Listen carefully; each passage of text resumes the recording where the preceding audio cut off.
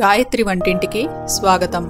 ఇక్కడ నేను చూపించబోయే వంటని మీరు కూడా చేసి మీ ఫ్యామిలీ మెంబర్స్తో రుచి చూసి ఎంజాయ్ చేస్తారని ఆశిస్తాను. ఈ వంటలపై మీ అభిప్రాయాలు, ప్రశ్నలు నాకు gayatri@gayatrivantillu.com ద్వారా తెలియపరచగలరు.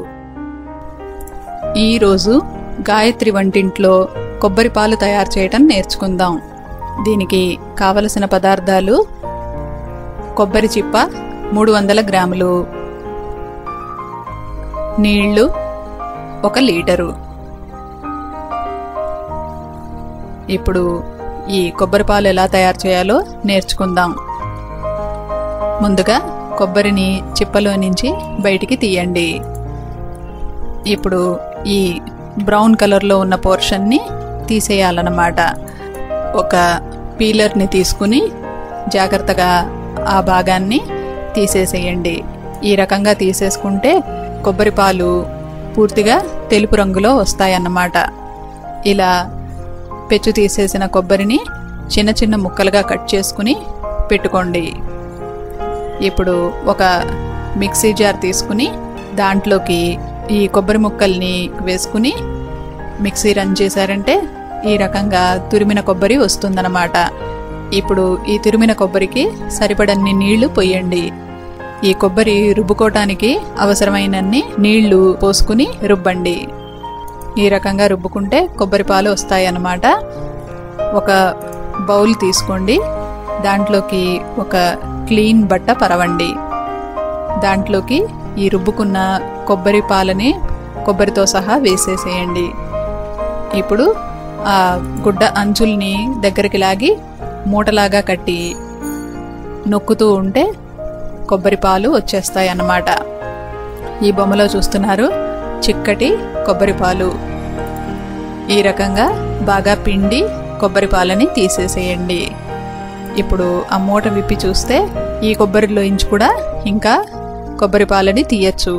కాబట్టి దీన్ని మళ్ళీ మిక్సీ జార్లోకి వేసుకుని సరిపడన్ని నీళ్లు పోసి మళ్ళీ రుబ్బండి. ఇప్పుడు వేరొక బౌల్ తీసుకుని దాంట్లో మళ్ళీ ఆ గుడ్డని పరిచి దాంట్లో ఈ రుబ్బుకున్న కొబ్బరిని పాలతో సహా వేయండి. ఇప్పుడు గుడ్డ అంచుల దగ్గరికి లాగి మూట కట్టి నొక్కుతూ ఉంటే కొబ్బరి పాలు వస్తాయన్నమాట. ఇక్కడ గమనించాల్సిన విషయం ఏంటంటే ఇంతకుముందు మనం తీసిన కొబ్బరి పాలు చిక్కగా ఉంటాయన్నమాట. సెకండ్ ఎక్స్ట్రాక్ట్లో అదే కొబ్బరి పాలు పలచనబడతాయి.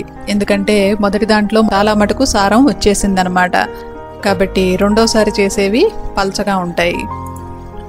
ఈ రకంగా మొదటిసారి తీసిన కొబ్బరి పాలు ఇప్పుడు తీసుకున్న కొబ్బరి పాలని పక్కన పెట్టుకుని చూస్తే మీకు తెలుస్తుంది రెండోసారి తీసుకున్న కొబ్బరి పాలు బాగా పలచగా ఉంటాయన్నమాట. ఇదే రకంగా నీళ్లు పోసుకుంటూ ఆల్మోస్ట్ క్లియర్ వాటర్ వచ్చేదాకా రుబ్బుకుని పిండుకుంటూ ఉండాలి. మళ్ళీ ఆ కొబ్బరిని తీసుకెళ్ళి మిక్సీ జార్లో వేసుకుని సరిపడన్ని నీళ్లు పోసి గ్రైండ్ చేసుకోండి. ఈ రకంగా రుబ్బుకున్న కొబ్బరిని మళ్ళీ గుడ్డలో వేసుకుని గుడ్డ అంచుల్ని దగ్గరికి లాగి వేరొక బౌల్లో పిండుకుంటే కొబ్బరి పాలు వస్తాయన్నమాట. ఈ బొమ్మను చూస్తే మీకు అర్థమవుతుంది ఎంత పల్చగా ఉన్నాయో. మొదటి ఎక్స్ట్రాక్ట్ కన్నా మూడోసారి తీసిన కొబ్బరి పాలు బాగా పల్చగా ఉంటాయన్నమాట. కాబట్టి ఇంతకు మించి ఆ కొబ్బరిలోంచి ఇంకా కొబ్బరి పాలు రావు అన్నమాట.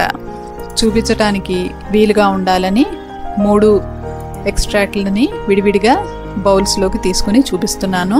ఈ కొబ్బరి పాలన్నీ పిండంగా వచ్చిన కొబ్బరిలో ఇక సారం ఏమాత్రం ఉండదన్నమాట. ఉట్టి పిప్పి తప్ప ఏమీ ఉండదు. కాబట్టి దాన్ని ఎందులోకైనా వాడుకోవాలని మాత్రం ప్రయత్నించకండి. ఏమాత్రం రుచిగా ఉండదు. ఇలా తీసుకున్న కొబ్బరి పాలని విడివిడిగా పెట్టుకోనక్కర్లేదు. అన్ని పాలని కలిపేసి కూడా వాడుకోవచ్చు. కానీ కొబ్బరి పాలతో ఏదైనా పాయసం చేసేటప్పుడు మాత్రం మొదటి 2 ఎక్స్ట్రాక్ట్లు మాత్రమే కలుపుకోండి. మూడోది బాగా పల్చగా ఉంది కదా, అది కలపకండి. అదే కొబ్బరి అన్నం లేదా ఏదైనా గ్రేవీ కూరల్లోకి కొబ్బరి పాలు వాడాల్సి వచ్చినప్పుడు ఈ పల్చగా ఉన్న కొబ్బరి పాలను కూడా వాడుకోవచ్చు.